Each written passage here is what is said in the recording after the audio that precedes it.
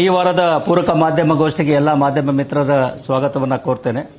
ಇವತ್ತು ಪ್ರಮುಖವಾಗಿ ನಮ್ಮ ಬೇರೆ ಬೇರೆ ಪೊಲೀಸ್ ಠಾಣೆಯವರು ಮಾಡಿರ್ತಕ್ಕಂಥ ಉತ್ತಮ ಸ್ವತ್ತಿನ ಅಪರಾಧ ಪ್ರಕರಣಗಳ ಪತ್ತೆ ಕಾರ್ಯಗಳು, ಜೊತೆಗೆ ನಮ್ಮ ಮಾದಕ ವಸ್ತುಗಳ ವಿರುದ್ಧದ ನಮ್ಮ ಕಾರ್ಯಾಚರಣೆ, ಅದರಲ್ಲಿ ಯಶಸ್ವಿಯಾಗಿರ್ತಕ್ಕಂತಹ ವಿಷಯಗಳ ಬಗ್ಗೆ ತಮ್ಮ ಗಮನವನ್ನು ಸೆಳೀತಾ ಇದ್ದೇವೆ. ಮೊದಲನೆಯದಾಗಿ ಈ ವಾಹನ ಕಳ್ಳತನಗಳು, ಅದರಲ್ಲೂ ಮುಖ್ಯವಾಗಿ ದ್ವಿಚಕ್ರ ವಾಹನಗಳ ಕಳ್ಳತನಗಳು ಮತ್ತು ಅವುಗಳು ಯಾವ ರೀತಿ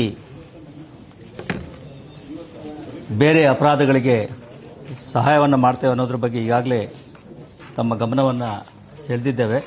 ಅದರಂತೆ ಬೆಂಗಳೂರು ನಗರದಲ್ಲಿ ಈಗ ಎಲ್ಲ ಪೊಲೀಸ್ ಠಾಣೆಗಳಲ್ಲಿ ಈ ವಾಹನ ಕಳ್ಳತನಗಳನ್ನು ಗಂಭೀರವಾಗಿ ತೆಗೆದುಕೊಳ್ಳಲಿಕ್ಕೆ ಮತ್ತು ಪತ್ತೆ ಹಚ್ಚಲಿಕ್ಕೆ ಸೂಚನೆಗಳನ್ನು ನೀಡಲಾಗಿತ್ತು. ಹಾಗೆಯೇ ನಮ್ಮ ಎಲ್ಲ ಕಡೆಗಳಲ್ಲಿಯೂ ಕೂಡ ಸಾಕಷ್ಟು ಸಂಖ್ಯೆಯಲ್ಲಿ ಪೊಲೀಸರು ಈ ವಾಹನಗಳ ಕಳ್ಳತನವನ್ನು ಪತ್ತೆ ಹಚ್ಚುತ್ತಾ ಇದ್ದಾರೆ. ಹಾಗೆಯೇ ಈಗ ಕೆಆರ್ಪುರ ಪೊಲೀಸ್ ಠಾಣೆಯವರು ಒಂದು ಉತ್ತಮ ಕೆಲಸವನ್ನು ಮಾಡಿದ್ದಾರೆ. ಬೆಂಗಳೂರು ನಗರ ಸೇರಿದಂತೆ ಹೊರ ರಾಜ್ಯಗಳಲ್ಲಿ ದ್ವಿಚಕ್ರ ವಾಹನಗಳನ್ನು ಕಳ್ಳತನ ಮಾಡ್ತಾ ಇದ್ದಂತಹ ಓರ್ವ ಅಂತಾರಾಜ್ಯ ವಾಹನ ಕಳ್ಳನನ್ನು ಬಂಧಿಸುವಲ್ಲಿ ಯಶಸ್ವಿಯಾಗಿದ್ದಾರೆ ಮತ್ತು ಆತನಿಂದ ಬೇರೆ ಬೇರೆ ಕಂಪನಿಗಳ ಒಟ್ಟು 100 ದ್ವಿಚಕ್ರ ವಾಹನಗಳನ್ನು ವಶಪಡಿಸಿಕೊಳ್ಳುವಲ್ಲಿ ಯಶಸ್ವಿಯಾಗಿದ್ದಾರೆ. ಇವುಗಳ ಒಟ್ಟು ಮೌಲ್ಯ ಸುಮಾರು 1,45,00,000 ಆಗಿದೆ.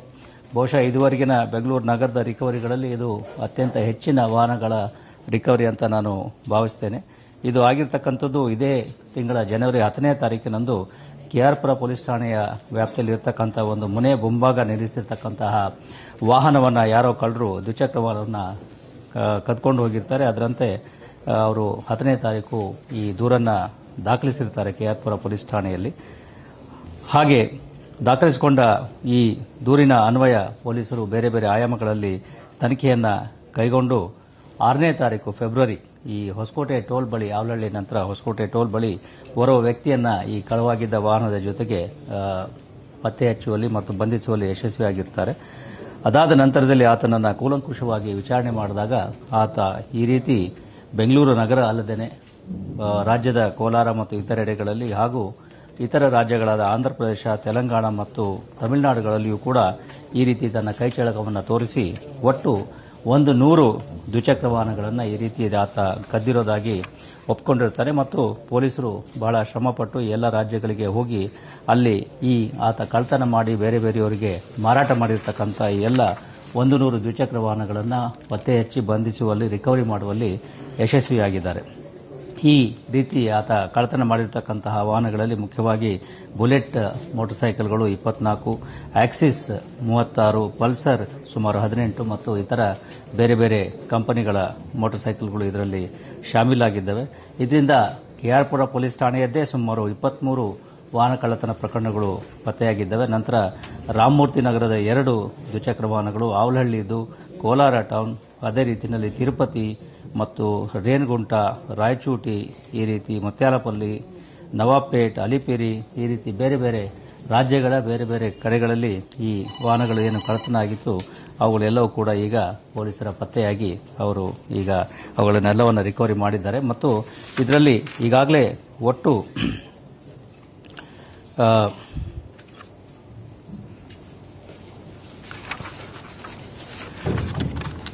51 ದ್ವಿಚಕ್ರ ವಾಹನಗಳ ಕಳವು ಪ್ರಕರಣಗಳು ಬೆಳಕಿಗೆ ಬಂದಿದ್ದಾವೆ. ಇನ್ನು 49 ದ್ವಿಚಕ್ರ ವಾಹನಗಳು ಎಲ್ಲಿ ಕೇಸ್ ಆಗಿದೆ ಅನ್ನೋದನ್ನು ಪೊಲೀಸರು ಇನ್ನೂ ಕೂಡ ಪತ್ತೆ ಹಚ್ಚುತ್ತಾ ಇದ್ದಾರೆ. ಇದು ಒಂದು ಅತ್ಯುತ್ತಮವಾದಂತಹ ಒಂದು ವಾಹನ ಕಳ್ಳತನ ಪತ್ತೆ ಕೆಲಸವನ್ನು ನಮ್ಮ ಕೆಆರ್ಪುರ ಪೊಲೀಸ್ ಠಾಣೆಯವರು ಮಾಡಿದ್ದಾರೆ. ಅವರಿಗೆ 50,000 ರೂಪಾಯಿಗಳ ಬಹುಮಾನವನ್ನು ನಾನು ಘೋಷಿಸ್ತಾ ಇದ್ದೇನೆ.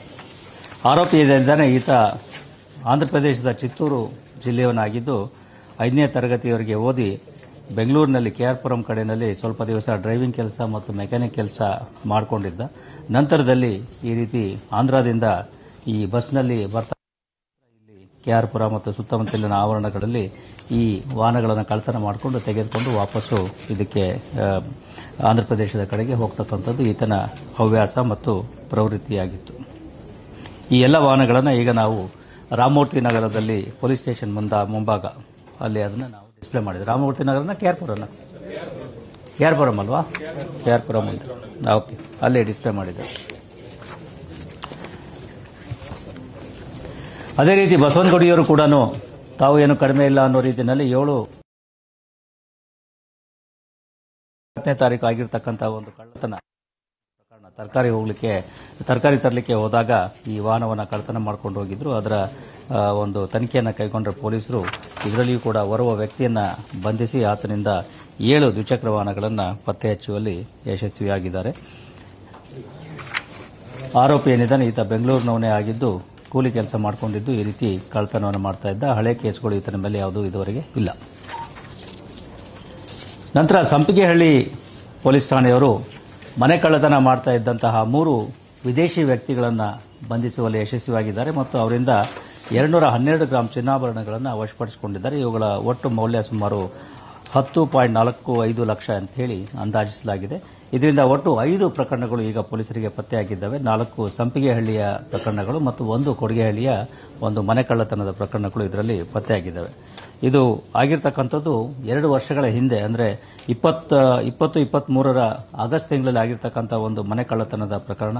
ಮೊದಲನೇ ಮಾಡಿ ಮತ್ತು ಕೆಳಮಾಡಿ ಎರಡೂ ಕೂಡ ಅವ್ರದೇ ಆಗಿದ್ದು, ಮೊದಲನೇ ಮಾಡಿಗೆ ಬೀಗ ಹಾಕೊಂಡು ಕೆಳಗಡೆ ಮಲಗಿದಾಗ ಆ ಮೊದಲನೇ ಮಾಡಿಯನ್ನು ಯಾರೋ ಕಳ್ಳರು ಬಾಗಿಲನ್ನು ಒಡೆದು ಕಬೋರ್ಡ್ನಲ್ಲಿರ್ತಕ್ಕಂತಹ ಚಿನ್ನಾಭರಣಗಳನ್ನು ತೆಗೆದುಕೊಂಡು ಹೋಗಿದ್ರು. ಅದರ ಬಗ್ಗೆ ಆ ಸಂದರ್ಭದಲ್ಲಿ ಪ್ರಕರಣ ದಾಖಲಾಗಿತ್ತು.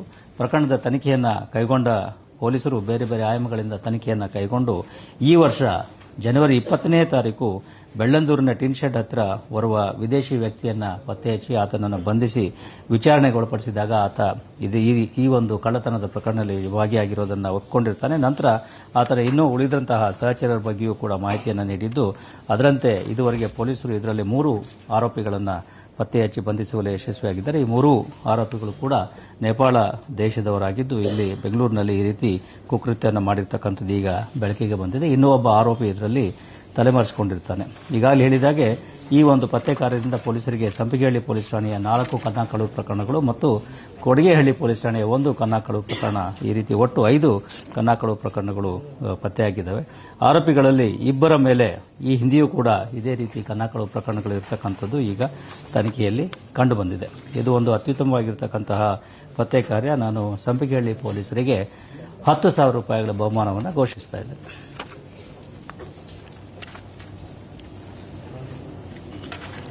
ಹಾಗೆ ತಿಲಕ್ ನಗರ ಪೊಲೀಸ್ ಠಾಣೆಯವರು ಕೂಡ ಮನೆಗಳಲ್ಲಿ ಕನ್ನ ಕಳವು ಮಾಡ್ತಾ ಇರತಕ್ಕಂಥ 2 ಅಂತಾರಾಜ್ಯ ವ್ಯಕ್ತಿಗಳನ್ನು ಬಂಧಿಸಿ ಅವರಿಂದ 186 ಗ್ರಾಂ ಚಿನ್ನಾಭರಣ ಮತ್ತು 15,000 ನಗದು, 2 ದ್ವಿಚಕ್ರ ವಾಹನಗಳನ್ನು ವಶಪಡಿಸಿಕೊಂಡಿದ್ದಾರೆ. ಇವುಗಳ ಒಟ್ಟು ಮೌಲ್ಯ ಸುಮಾರು 20 ಲಕ್ಷಕ್ಕೂ ಹೆಚ್ಚು ಅಂತ ಹೇಳಿ ಕಂಡುಬಂದಿದೆ. ಇದು ಆಗಿರ್ತಕ್ಕಂಥದ್ದು ತಿಲಕ್ ನಗರ ಪೊಲೀಸ್ ಠಾಣೆಯಲ್ಲಿ ಡಿಸೆಂಬರ್ ತಿಂಗಳಲ್ಲಿ ಆಗಿರ್ತಕ್ಕಂಥ ಒಂದು ಕನ್ನ ಕಳವು ಪ್ರಕರಣ. ಮನೆಯವರು ಮಂತ್ರಾಲಯಕ್ಕೆ ಎಂದು ಹೋದಾಗ ಮನೆಯ ಮುಂಬಾಗಿಲನ್ನು ಹೊಡೆದು ಬೀರಿನಲ್ಲಿಟ್ಟಿರ್ತಕ್ಕಂತಹ ಚಿನ್ನಾಭರಣಗಳನ್ನು ಕಳ್ಳರು ತೆಗೆದುಕೊಂಡು ಹೋಗಿರ್ತಾರೆ.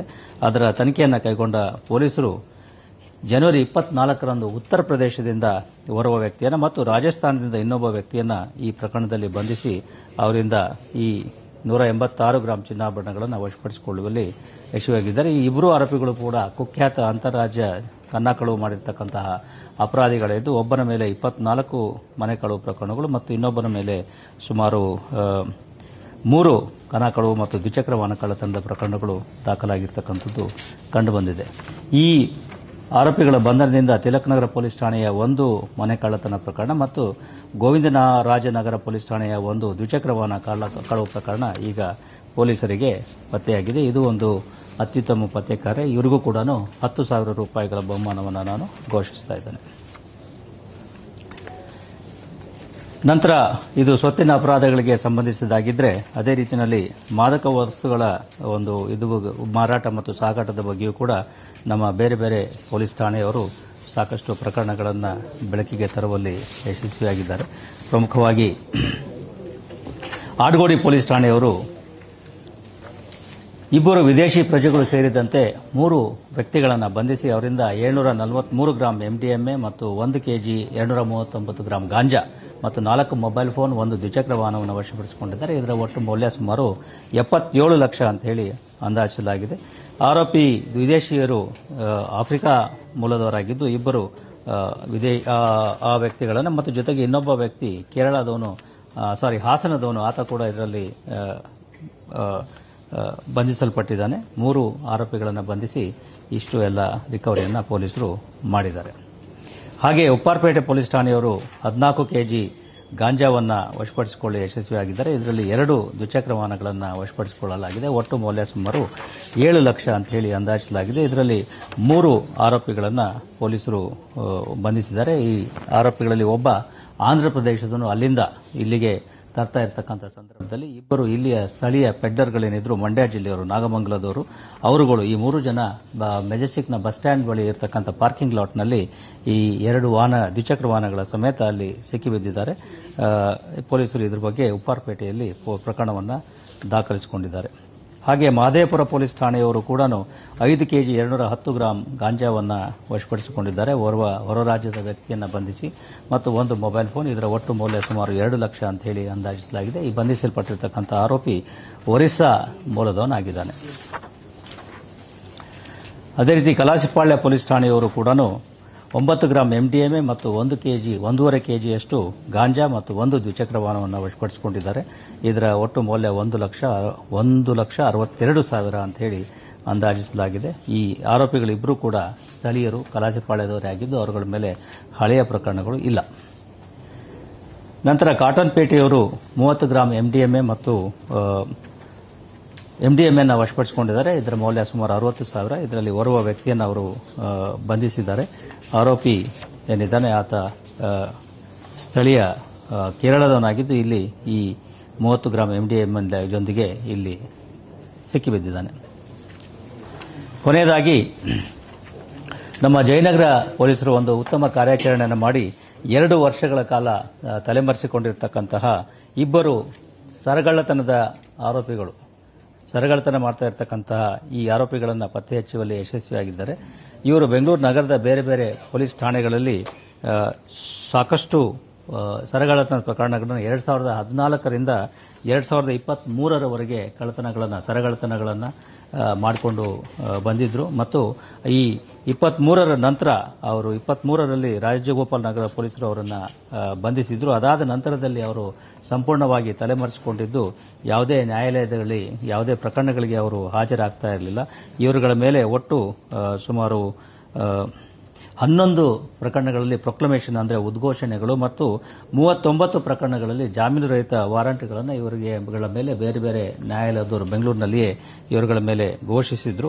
ಅಂತಹ ವ್ಯಕ್ತಿಯನ್ನ ಈಗ ಪೊಲೀಸರು ಪತ್ತೆ ಹಚ್ಚಿ ಬಂಧಿಸುವಲ್ಲಿ ಬಹಳಷ್ಟು ಶ್ರಮವಹಿಸಿ ಬಹಳಷ್ಟು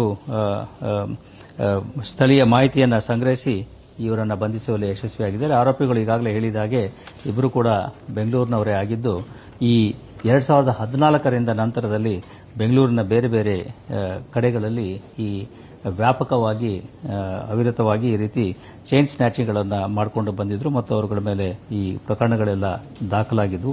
ಒಬ್ಬನ ಮೇಲೆ 73 ಪ್ರಕರಣಗಳು ದಾಖಲಾಗಿದ್ದರೆ ಇನ್ನೊಬ್ಬನ ಮೇಲೆ 33 ಪ್ರಕರಣಗಳು ದಾಖಲಾಗಿದ್ದಾವೆ. ಆರೋಪಿಗಳಿಬ್ಬರು ಕೂಡ ಕ್ಲಾಸ್ಮೇಟ್ಸ್, ಬಿಕಾಂನಲ್ಲಿ ಕ್ಲಾಸ್ಮೇಟ್ಸ್ ಆಗಿದ್ದು ನಂತರದಲ್ಲಿ ಈ ರೀತಿ ಚೈನ್ ಸ್ನ್ಯಾಚಿಂಗ್ ಅನ್ನು ವೃತ್ತಿಯಾಗಿ ಮಾಡಿಕೊಂಡಿದ್ರು. ನಂತರ 23ರಲ್ಲಿ ಜೈಲಿಗೆ ಹೋಗಿ ಹೊರಗಡೆ ಬಂದ ಮೇಲೆ ಪೊಲೀಸರ ಕಣ್ಣಿಗೆ ಸಿಗದೇನೆ ಬೆಂಗಳೂರಿನ ಒಂದು ಭಾಗದಲ್ಲಿ ತಲೆಮರೆಸಿಕೊಂಡು ಬೇರೆ ಕೆಲಸ ಮಾಡಿಕೊಂಡು ಅವರಲ್ಲಿ ಇದ್ರು. ಅವರನ್ನು ಪೊಲೀಸರು ಈಗ ಪತ್ತೆ ಹಚ್ಚಿ ನ್ಯಾಯಾಲಯದ ಮುಂದೆ ಹಾಜರು ಮಾಡಿದ್ದಾರೆ ಮತ್ತು ಅವರುಗಳ ಮೇಲೆ ಈಗಾಗಲೇ ಏನು ಪ್ರಕರಣಗಳನ್ನು ದಾಖಲಿಸಬೇಕಾಗಿದೆ ಅವುಗಳನ್ನೆಲ್ಲ ಪೊಲೀಸರು ದಾಖಲಿಸಿದ್ದಾರೆ.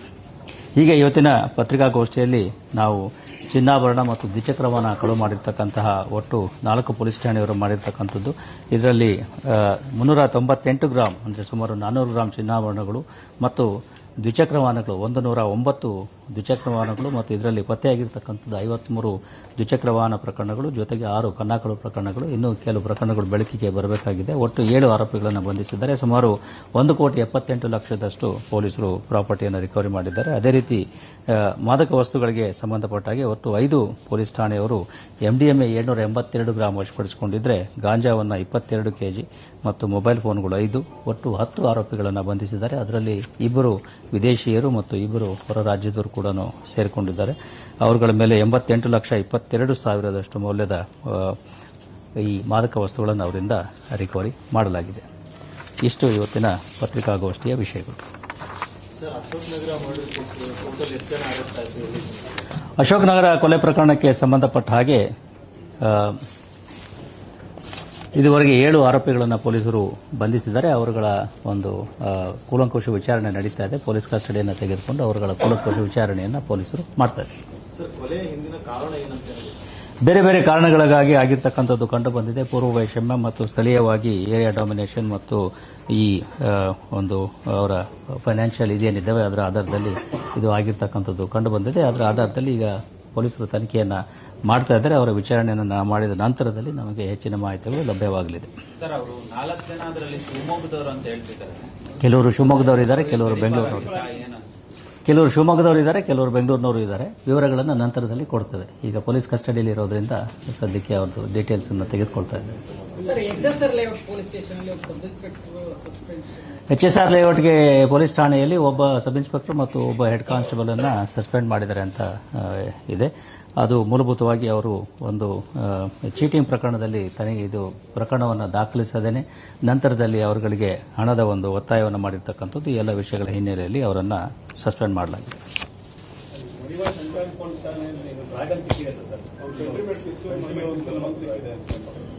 ನಿನ್ನೆ ಆಗಿದೆ. ಇನ್ನೂ ಡೀಟೇಲ್ಸ್ ವೆರಿಫೈ ಮಾಡ್ತಾ ಇದ್ರೆ ಅವರು ಕುಂಬಳಗೋಡು ಮೂಲದವರು. ಸೊ ಅಲ್ಲಿ ಸ್ಥಳೀಯ ಪೊಲೀಸ್ ಠಾಣೆಯಿಂದ ವಿವರಗಳನ್ನು ತೆಗೆದುಕೊಳ್ತಾರೆ.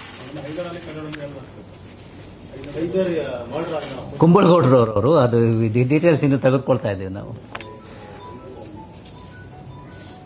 ಓಕೆ.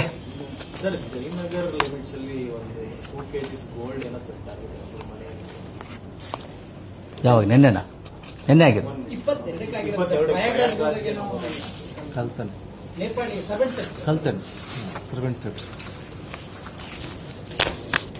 ಕೊಡ್ತಾರೆ, ಡೀಟೇಲ್ಸ್ ಬೇಕಾದ್ರೆ ಕೊಡ್ತಾರೆ. ಓಕೆ. ಆಮೇಲೆ ಜಯನಗರ ಪೊಲೀಸರು ಕೂಡ 25,000 ರೂಪಾಯಿಗಳ ಬಹುಮಾನವನ್ನು ಘೋಷಿಸ್ತಾ ಇದ್ದೇನೆ. ಅವರ ಇಬ್ಬರು ಚೈನ್ ಸ್ನ್ಯಾಚರ್ಸ್ ಏನಿದ್ರು ತಲೆಮರೆಸಿಕೊಂಡಿದ್ದರು ಅವರ ಪತ್ತೆ ಮಾಡಿದ್ದಕ್ಕಾಗಿ. Thank you.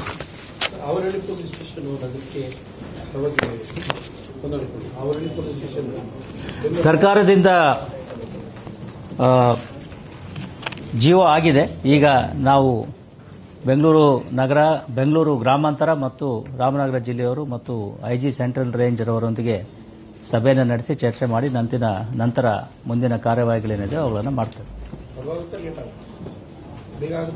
ಜೀವ ಆದ್ಮೇಲೆ ಏನು ತೊಂದರೆ ಇಲ್ಲ, ಬಟ್ ಈಗ ಅದರ ಪ್ರಕ್ರಿಯೆಗಳೇನಿದೆ ಅವುಗಳು ಮಾಡಬೇಕಾಗ್ತದೆ. ಯಾವ ರೀತಿ ಹ್ಯಾಂಡಿಂಗ್ ಓವರ್, ಟೇಕಿಂಗ್ ಓವರ್ ಎಲ್ಲ ಆಗಬೇಕಾಗ್ತದೆ. That will take its own time.